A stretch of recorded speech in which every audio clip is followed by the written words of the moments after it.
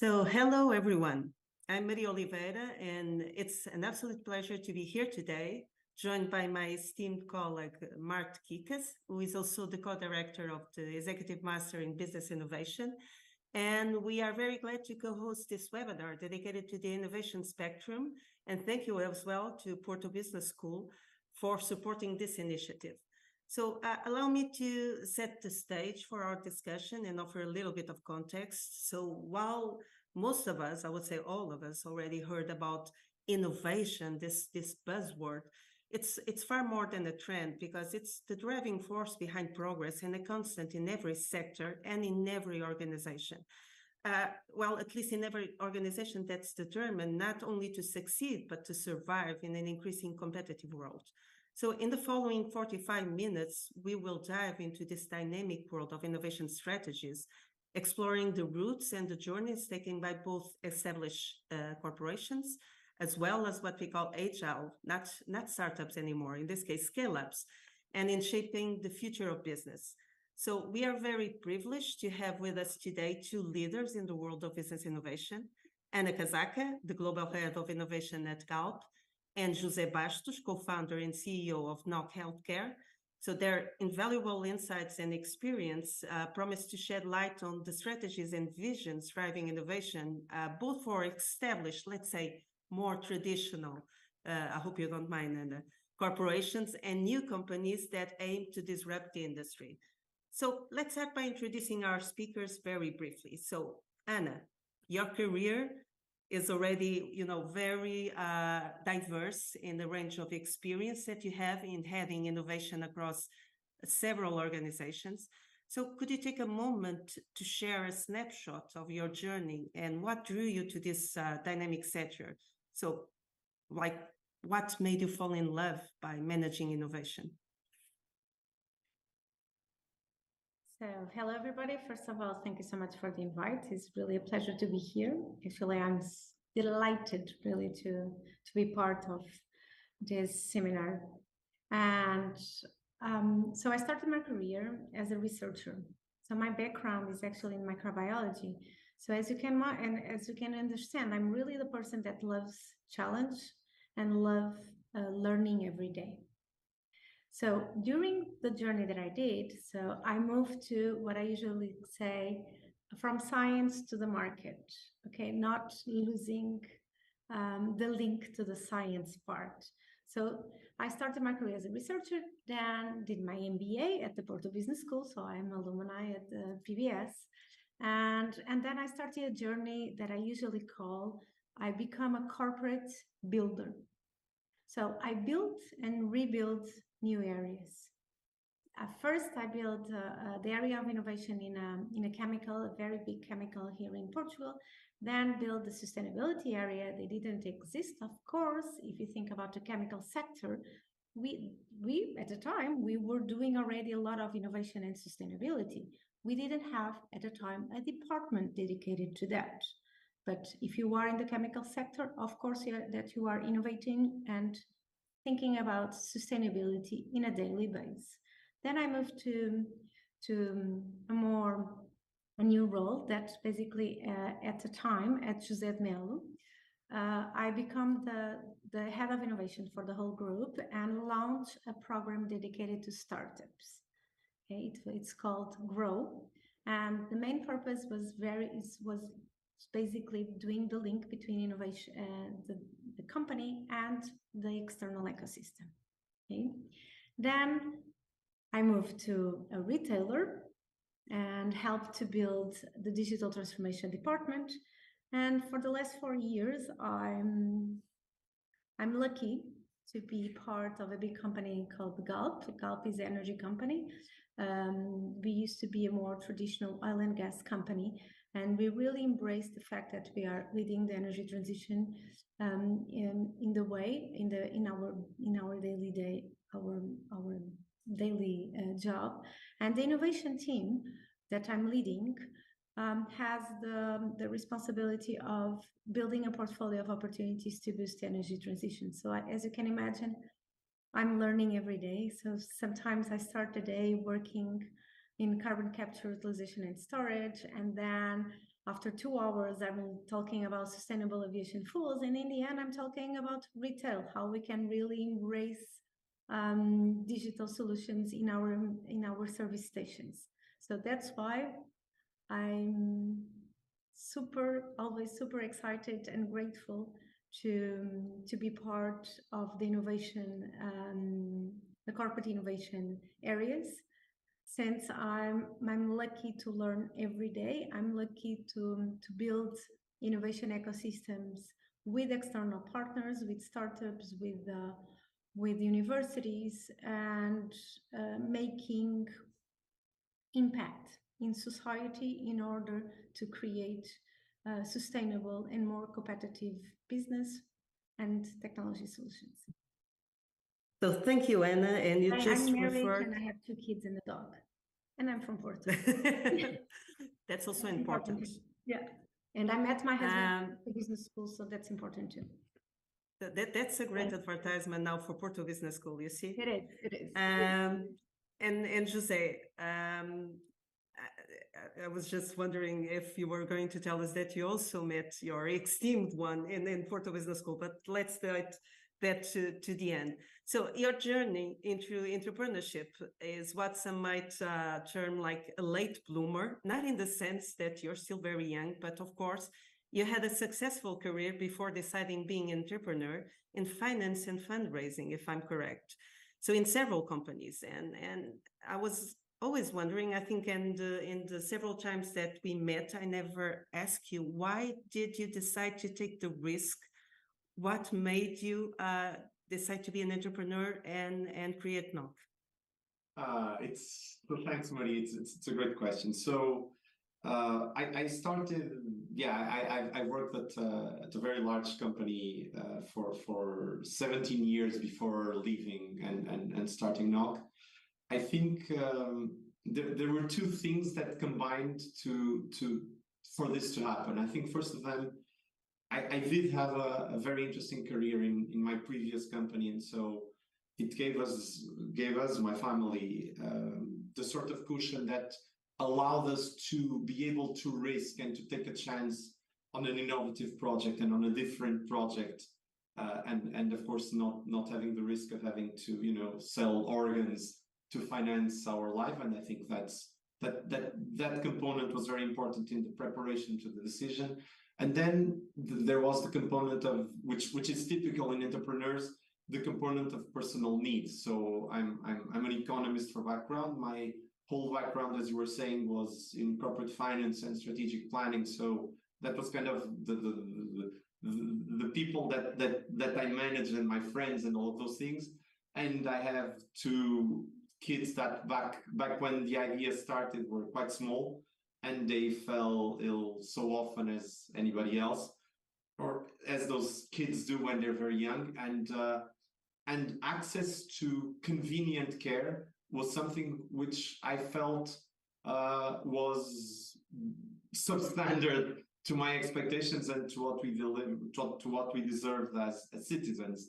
And I thought, well, there has to be a better solution than just waiting in lines in the emergency rooms. All of those problems are just worse today than they were back then, but they were relevant problems back then. And so I thought, well, I'm going to be a part of the solution. And because I have this background in finance and strategic planning, I kind of understood how to measure a business opportunity, how to produce a business plan, how to kind of have some expectation on fundraising and on how to do those things. And of course, this was a family decision, so I would not be here without my wife's support. But when we thought this made sense, I just went at it, and 7 years later we are still here. So I'm very proud of that, and it's very interesting because I did meet Anna at her role in José Mel Saúde back then, and I'm very happy to say that, of course, she was one of the people that inspired us to improve our solution and to be better at what we do, and it's great to be here and now to meet her again. So that's really cool.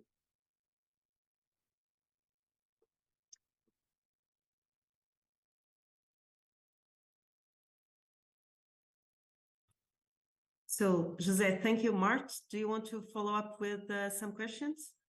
Yeah, I think let's start with the first big topic. Actually, it's innovation culture. So let's start with the big elephant and then try to take smaller topics. But then innovation culture, it obviously all involves risk. You cannot avoid risk, no possibility. And not all ideas, even the good ones, will not succeed, will not come to the marketplace as good products and services. Most actually will fail. And it's often said that to really succeed at innovation, organizations doing it should have such culture that views failure not as failure, but as valuable learning experience. So my first question addresses this failure as a learning experience, and it's actually for both of you, Anna and Jose. How is it in your organizations? Are failures really seen as valuable learning experiences or not really? And if they are seen as learning experiences, then what did it take really? And how did you succeed at building such corporate culture that really embraces failure as something positive? Because most of the cases in typical organizations, it's not positive at all. So Jose, Anna, I think it's for both of you the question, but then who wants to start? I can start. Jose, can I start?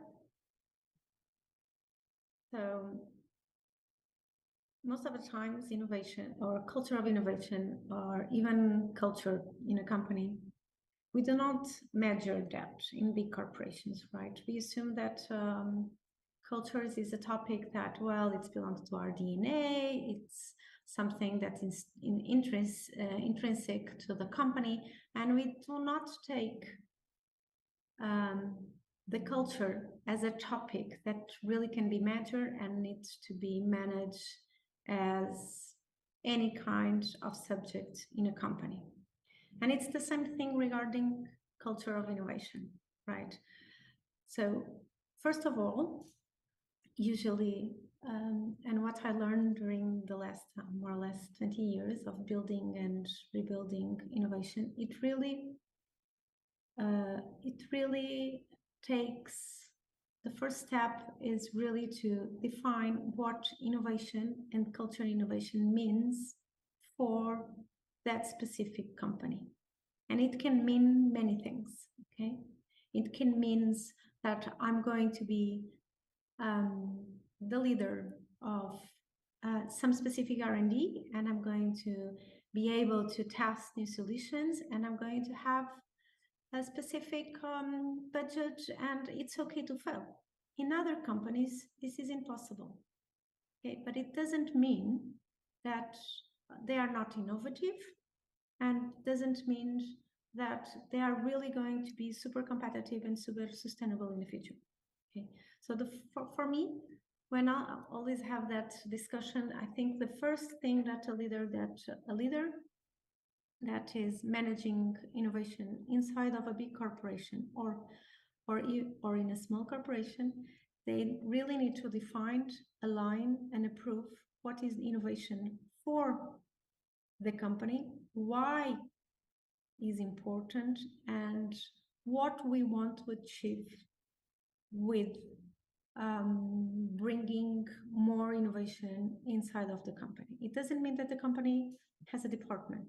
Okay, I have a department, I'm leading the department, I'm in the big company. But when you think about innovation in small and medium enterprise or in a startup, you basically need to define what you really want. What is innovation for that company? What is innovation in that environment and in that period of time? And by the way, it can change. Okay, I'm now in Galp. My mission is build a portfolio of opportunities to boost energy transition. In 10 years, it can be completely different, and that's okay. So my role is really to open the doors of Galp in order to find and test new solutions to help the company in the energy transition that we are doing. And that's what I'm doing with a lot of different streams that I can explain a little bit further if you want. But for me, I think the main message is any company can and is innovative. You basically need to define what you really want. What is innovation? What is your innovation thesis? What is the innovation mission? And then make sure that you find systematic initiatives that will deliver what you want for the innovation to be in that company. Okay, thank you. So it's basically all context specific, no textbook answers here. But then, Jose, when you started Knock, your probability of success was much less than 50%, I would assume. So how about embracing failure now when it is success? We embrace failure full on, you know. I think there's a fundamental difference between a startup and a corporate, and I've worked in corporates for my whole previous life, which is the fact that no one in a startup can credibly not embrace failure and not be super promoter of learning through failure, because when we started, we knew very, very little, for instance, about healthcare.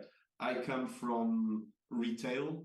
My co-founder is a medical doctor and a developer or an engineer by training, but neither of us has any experience or had any experience at all in delivering healthcare kind of at scale with insurers, all those things. So we started with a few assumptions. Most of them proven themselves wrong quite early in the game. And so kind of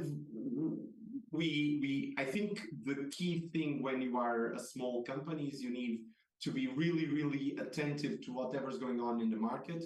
You need to understand and be really nimble in understanding the point of least resistance and the point where you can leverage whatever you have.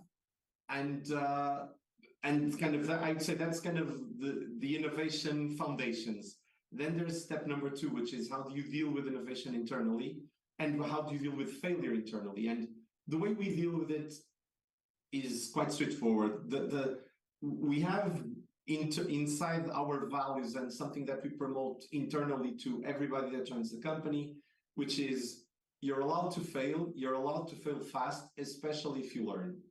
When people fail and they don't learn, and so they repeat the mistake or they don't get any meaningful insight from the failure, that's the point where we kind of, it's a bit of a red flag for that person as an individual contributor or as a manager.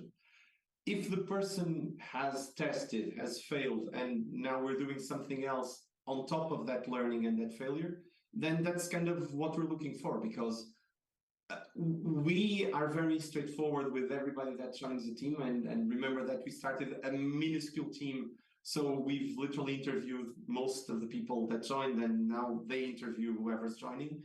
We say, you know, when we started, we failed at this, and this. And there's plenty of failure stories internally. However, we learned, and because we failed at all of these things, we pivoted the company to this, and this is what made a success story out of us. So this is what we're asking our people. We are incredibly understanding when people fail, but they need to learn and they need to kind of produce evidence of the learnings. And once they do that, we're ready for the next failure. We test stuff, some works, some doesn't. It's always part of the game. And when we do something which is still very different and very unusual in the healthcare picture at European level, in some aspects in the world, you know that you're working on assumptions, you're not working on real business cases, because if you're doing something nobody else has done, then you have nowhere to copy. And so it's part of the game. You will fail, you will succeed. As long as you learn, you'll be fine. And sometimes stuff that has failed in the past is a useful tool in the future, because I think one point of failure which we haven't discussed is being right too early. Being right too early is not being right at all. But sometimes the world changes, and then you go back to where you were right, and now it's actually valuable. We've learned some of that. We've recycled some stuff that we've produced. Sometimes, for instance, before COVID, where telemedicine was so in the dark ages. And after COVID, because of increased adoption, we were able to roll out stuff that we had produced before, and now it was actually useful. So yeah, and of course we have a very demanding culture. It's part of it, but we embrace failure. To be very honest, of course we on average we try to embrace success more than failure, but we do embrace failure. You can fail, but at least you have to have some quick wins very fast. And then, especially in the beginning, right, Jose? Yeah, absolutely. So thank you, Anna and Jose, for giving us this perspective. And I will take upon the last words you said, that you are sometimes you are too early, but then something happens and you are at the right moment again. So I think that the question right now is a little bit, whenever you look into this startup scene or scale-up scene, do you believe, and since in our country right now, there's a lot of debate as well with what defines a startup and a scale-up, what are the benefits that we can give to them?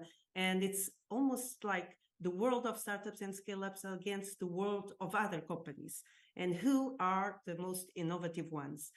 And so the question is, do you believe that startups are, inherently more innovative due to their agility and flexibility, to be able to identify these triggers, this switch in terms of trends and take advantage of them? Or do you believe that the lack of resources and stability, on the other hand, will hinder any opportunity that you might find, will hinder innovation? May I start? Well, I actually think the combination of both is a real winning combination, because first of all, you literally have no chance of survival if you do not produce something that other people don't have. So kind of the incentive to being innovative and to testing is really, really high, or else you will be dead. And then the second thing is, I literally know of no startup that doesn't say we're underfunded, under-resourced, under everything. And again, that's part of the game. So if you are under all those things, you will have to come up with a really efficient solution to deliver the magic, the secret sauce to make someone pay for whatever you're offering. I believe today that, I think it's a fact. We are the largest telemedicine operator in Portugal. Today we are delivering over 1,200 consultations every day. So it's quite a meaningful scale, even when comparing with hospitals or, for reference, a hospital like Hospital São João, in peak emergencies, do 1,100 emergency appointments daily. So we do more than that every day normally.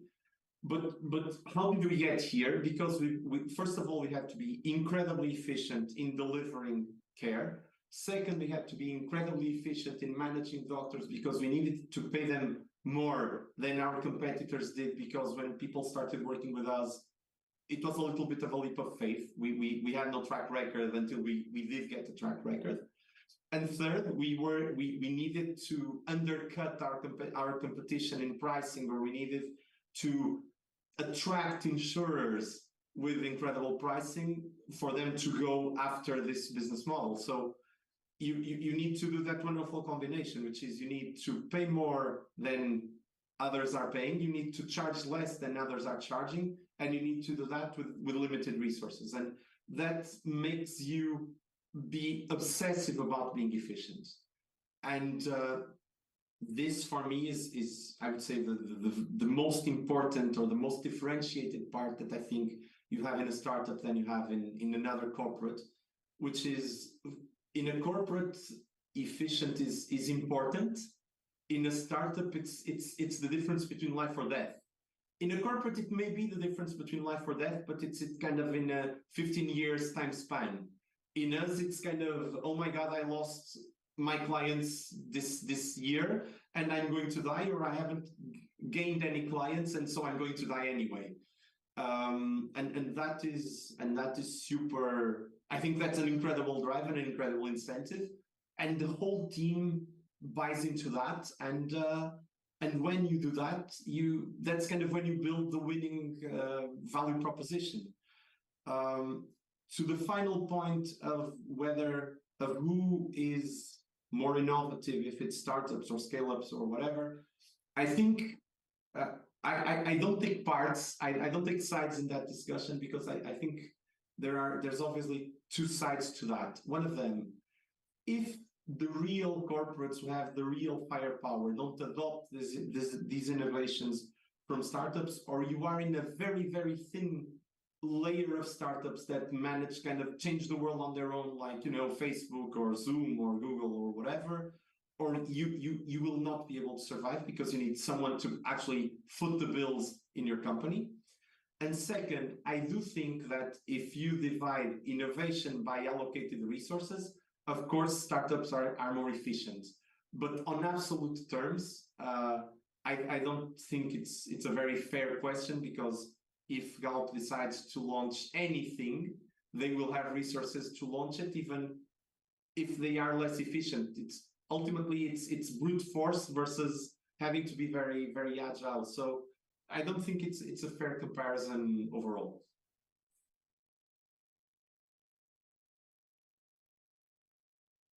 So Anna, I don't know if you want to I add to this. I can add two or three things. Question. No, but mainly I think we are super aligned. I think Jose mentioned 2 or 3 things I would like to highlight in terms of the point of view of a big corporation, right? So I think one of the things that big corps are learning is really how to work with startups. Okay, we didn't know how to work a few years ago, right? A couple of years ago, we didn't know how to work with startups. Okay, so I'm the kind of person that started working in a startup, then moved to a corporate world.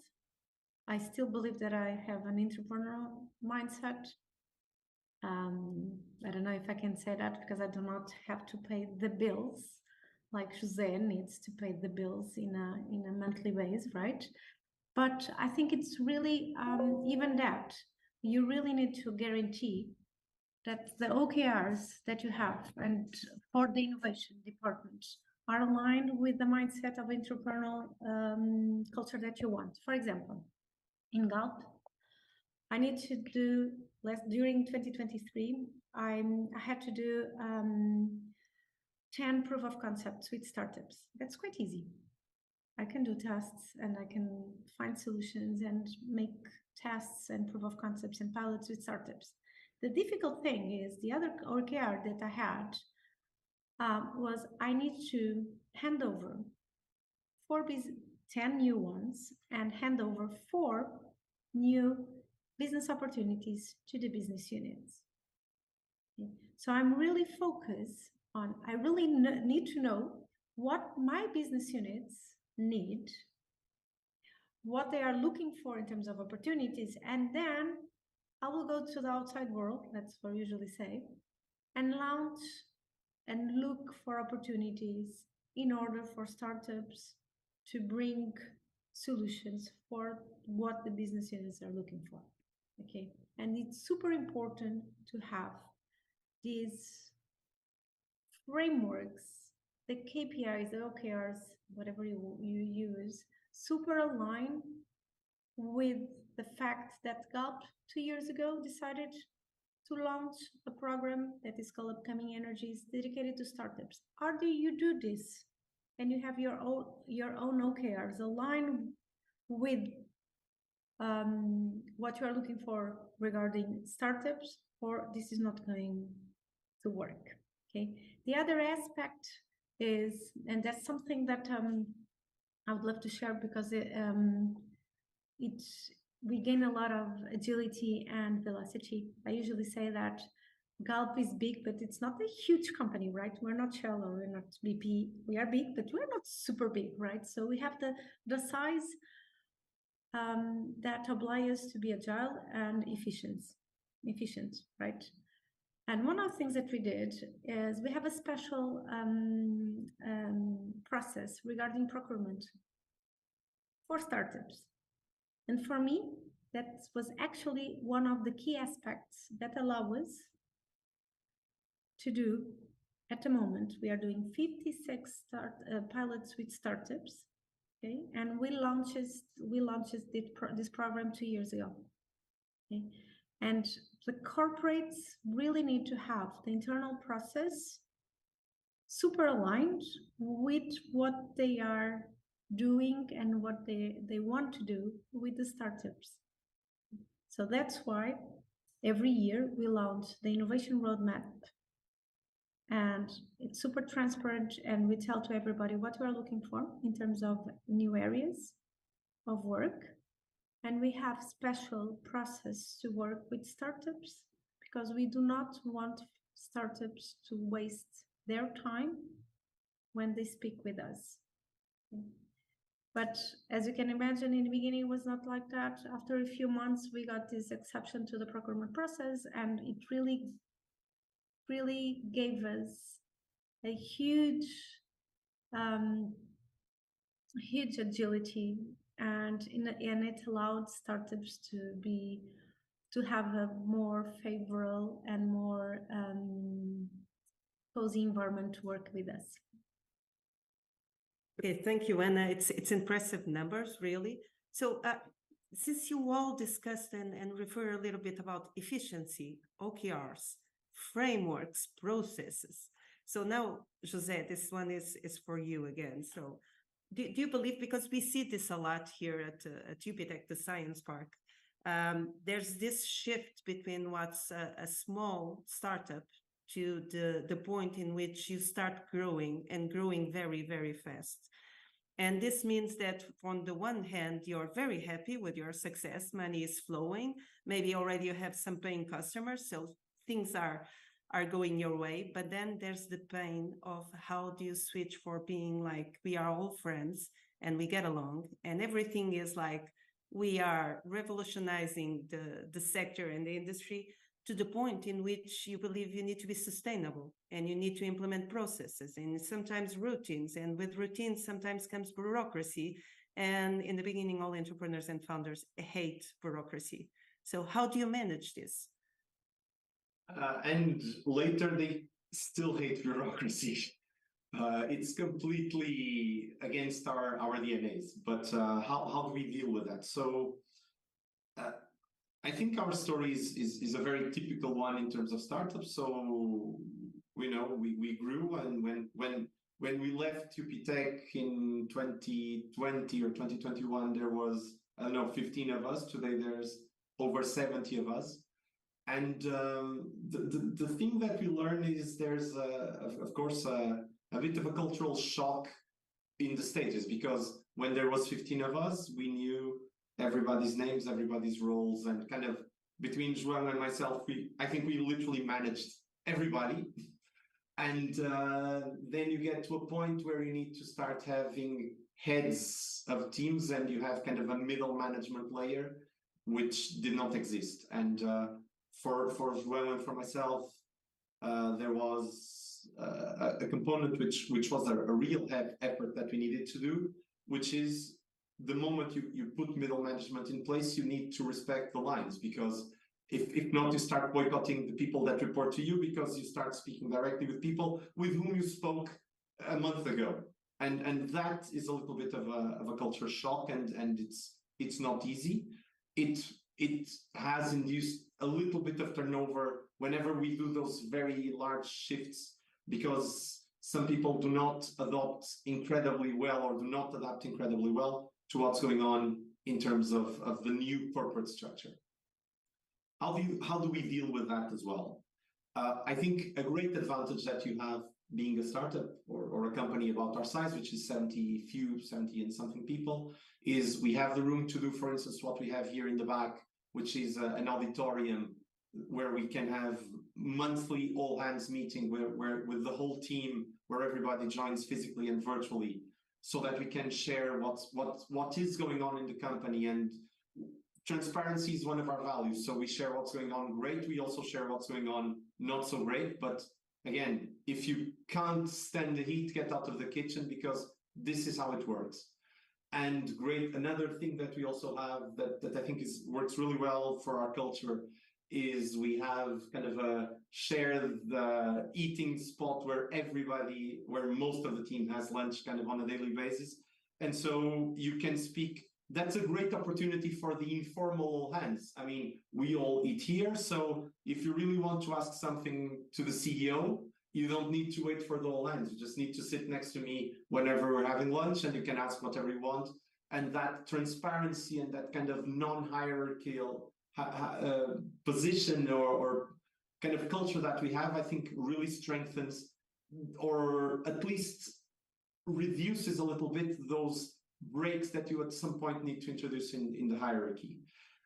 Truth is, today we have many clients, and so we need to serve them properly, and we need to have processes to be scalable. And we've done it, and sometimes with a little bit more pain. Sometimes it's obvious that the process is required, and even the people that kind of have to comply with the process are happy that the process is in place. And we have an internal team that is very focused on optimization, and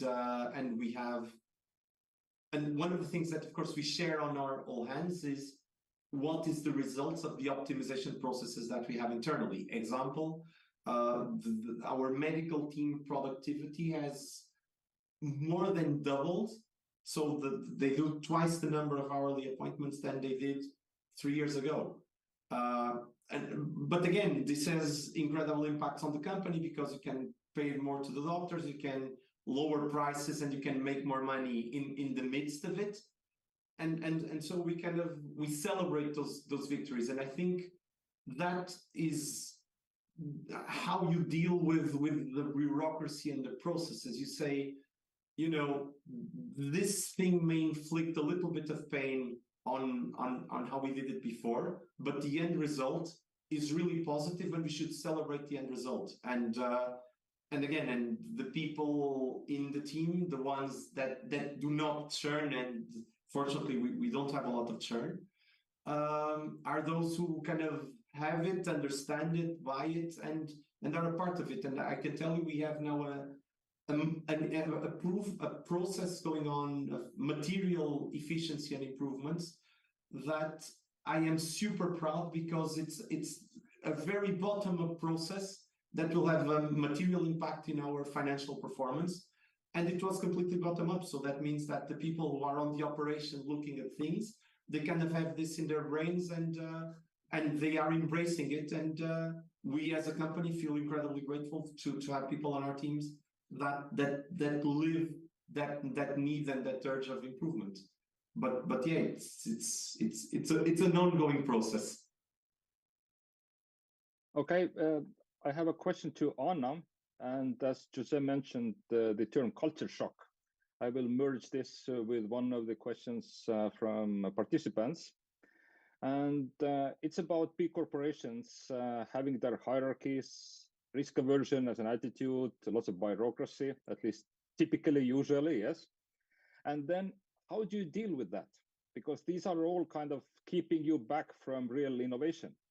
And then the participant is asking about the culture shock that might be happening when a true entrepreneur joins a corporate. And then, of course, there is this vice versa, when the true corporate goes into a startup, that is also probably a culture shock. So again, a little bit back to the culture, but more specifically about the process, the structure, the bureaucracy, how you deal with it to still have some innovation. Well, first of all, there's good things about hierarchy, right? So you have dedicated teams, and you have processes that are clear and transparent for everybody. So you know exactly how you can approve a project, and you know exactly if you have the right internal frameworks aligned, you can gain velocity if everybody knows exactly what you should know and what and how you should do the things that to approve innovative projects. Like I mentioned, the procurement process, it is a norm, an internal norm, and yes, it's part of our quality system. So you can say, so you are creating bureaucracy. No, I'm not. I'm actually defining a rule so that everybody can understand exactly how we should work in a very transparent way. And actually that allows us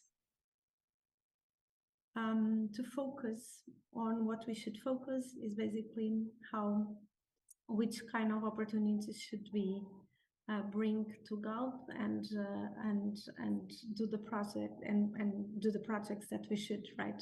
So saying that, of course, big corporation have the challenge. I usually say that when I mention Galp is not as big as BP or Shell or any other big companies, it means that whenever I'm at the headquarters of Galp, right? If I want to invent or reinvent a process, and if I have the experience to work previous with startups, I will guarantee that the process that I have internally will make sense for us, for the startups, for academia, to embrace a more innovative ways of working. Okay? So I think it's always a learning process, but I believe that if corporates really want to work with startups, they can find ways in order to decrease the bureaucracy in all the aspects that they need. It's the same thing that if you think about the big universities, right? When they launched Technology Transfer Office, they created process and programs, and even the contracts that they do with the corporates and with the startups, they have everything more or less aligned, and everybody and they are doing that exactly for the same reason that I'm doing I'm doing the innovation roadmap, and I'm creating internal process more simple for everybody to work with us, because we really want for our people not to lose time in reinventing the wheel every time they have a project with a startup. So even for us, when we launch a new area, it's either you write the process or you are not able to scale the knowledge that you have. So I usually say, even for a big corporation, if you are leading a new area or a new process, it's very, very similar to the mindset that you need to have when Josep is scaling the process, because you basically need to write, you need to have internal process known to everybody, and that's why even in Galp, I have a monthly innovation all hands. I have there to share moments where people can share projects that went well and went bad. So it's very similar in my world of innovation that is inside of a big corporation, but is, of course, I have more resources, and of course I have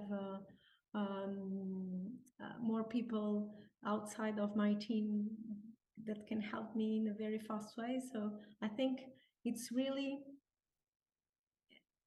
the challenge might be different, but they have a lot of points that are very similar. Thank you, Anna. But you are talking that you are doing stuff, but I think these days we just cannot avoid the question of AI, artificial intelligence. Mm-hmm. What do you think? Will it take over your job in I don't know, next 2 weeks or next 2 months, next 2 years? No, I don't think so, to be honest. I'm already using a lot of AI. Actually, we did a lot of projects already with AI, and with startups and with other big corporations. We had a big project a few years ago with IBM in Brazil, and with generative AI at the moment. So when you think about the energy sector, that's actually one of the sectors that you have a lot of data. One of the sectors with the biggest data collection. And so there's a lot of opportunities. I think what AI is already doing is giving me the freedom to do the things that I should do in order to create value. Yes, I use a lot ChatGPT. Yes, I even have the pay version because I'm gaining a lot of time, and that's, I think, AI is doing to all of us.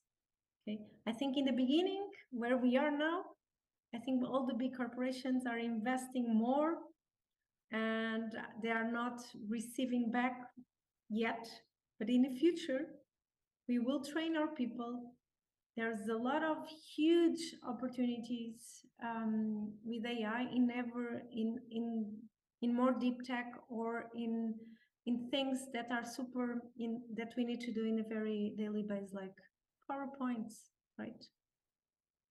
There are a lot of things that we can. There's a lot of commercial already solutions that you can do the storyline, review the storyline, and do the PowerPoint for you. But I can do a PowerPoint, but it's not the AI that is going to explain the experience that I had on doing specific projects. So I'm a truly believer that AI is going to help me doing a better job. And the job that I have now will be different in the future, and that's a good thing. But I'm an optimist, so.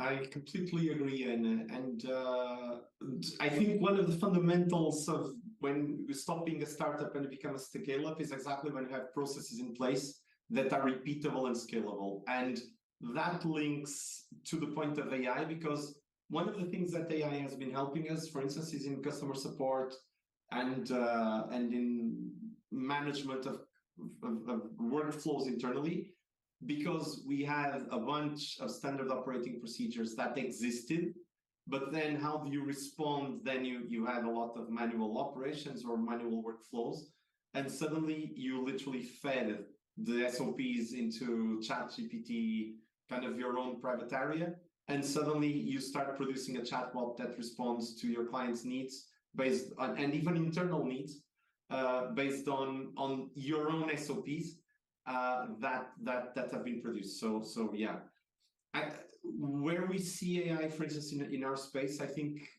healthcare is very particular in terms of AI, because doctors hate black box processes with a passion, and medical devices need to be regulated, and AI and medical devices are not kind of great in the same sentence yet. Where are we seeing a lot of value coming from AI? In automating routine tasks. And it's amazing that you can save healthcare professionals times by using AI to optimize whatever, a lot of things they do. It's helping our own, again, customer support, customer success teams working, and it's helping in triage, and it's helping in understanding how symptoms connect to clinical outcomes, and so probability of telemedicine solving something which 2 years ago a patient would be worried, does it work? And now I can say, with 98% confidence, whenever you describe those symptoms, telemedicine is going to address it successfully. So, but it's a lot, where we are seeing a lot of value as at today is in automation of routine tasks. And there's really a lot of value in that. Estimating demand, which is something which, as you know, healthcare is quite cyclical over the year, and that's an issue. Estimating the probability of a patient not showing up to a consultation. In healthcare, no-shows are a real pain for the system.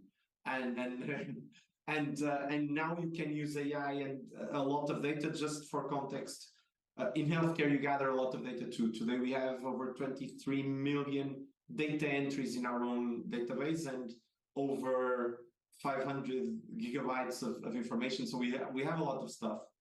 And AI helps us digest through it more effectively. Although I believe that, I don't know, in 2030, there will be a lot of difference between what AI contributes and today. But today we are, I think, early stage, even because healthcare professionals, healthcare providers, our clients won't think delegating to AI is still cool or acceptable.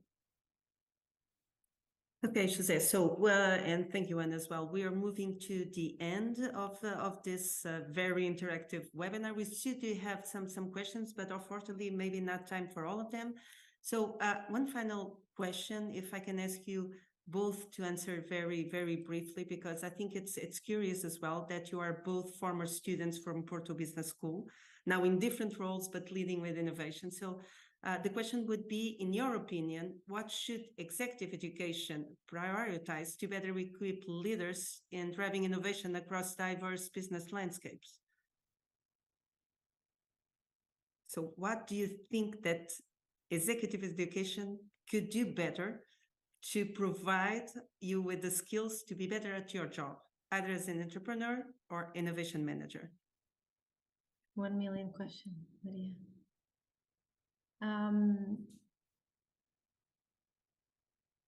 I think we learn by doing. So even I remember even when I had, every time that I need to implement a new innovation methodology or an agile methodology or something, we really need to guarantee that the people learn by doing and working in specific challenge.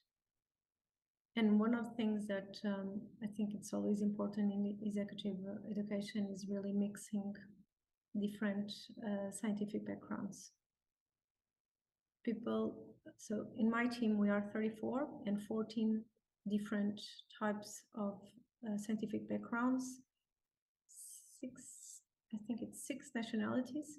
And basically this gives us a mix of different experience that will oblige people to be more open to learn. And for me, executive education now is really learn, train how to learn. And you, Jose? I absolutely agree. I think you need to put executives in real world context so that they test out whatever the theory is. If I can kind of, I think in Portugal and typically in Southern European contexts, education is a lot more theoretical than in Northern European or in American cultures. And I think the great value from executive education is exactly that one. It's kind of put you in real world context, test real things, deal with diverse people from diverse backgrounds, because that's also what happens in real companies. And and make the most of it, because I think, and you will probably agree with me, if there's something that we are short of in our professional lives, it's time to stop and time to think. And when you are doing when you do executive education, you should exactly take that time also to think, because as you think, you will evolve massively and learn and read more and come back a different person, which is definitely not. We love the original one, but the new one we're going to love them more. So thank you. So project or challenge-based education, more access to real-world context, and this multicultural backgrounds that it's always great for innovation and creativity. So we're running out of time already. So I want to thank each one of you, the participants today, for joining us. As I often say to my students, time is our most valuable asset. So by choosing to invest your time to being here today, we do hope that you also learn something that's valuable for you in the future. So a big thank you to our esteemed speakers, and Jose, you've been great in sharing your experience, expertise, and also in debating all these issues in terms of what's the future in terms of innovation, artificial intelligence, culture, which is so important. And of course, a special word of appreciation for you, Mart, for co-hosting this session, and also for being the co-director of the Executive Master in Business Innovation, and to PBS, because they done all the work in promoting this webinar. So final words, remember, innovation is not just the end goal, the destination, but it's also a journey. And that's something that we always try to incentivize in terms of the executive education in Porto Business School. It's a journey, and you should enjoy it and learn as much as possible without being afraid to fail, because it's a secure place to fail. So if you're curious to learn more about it, just go and check the Executive Master in Business Innovation, which will start in February 2024. And until then, I hope that you enjoyed, and stay safe and have a wonderful week. Thank you very much. Thank you, Maria. Thank you.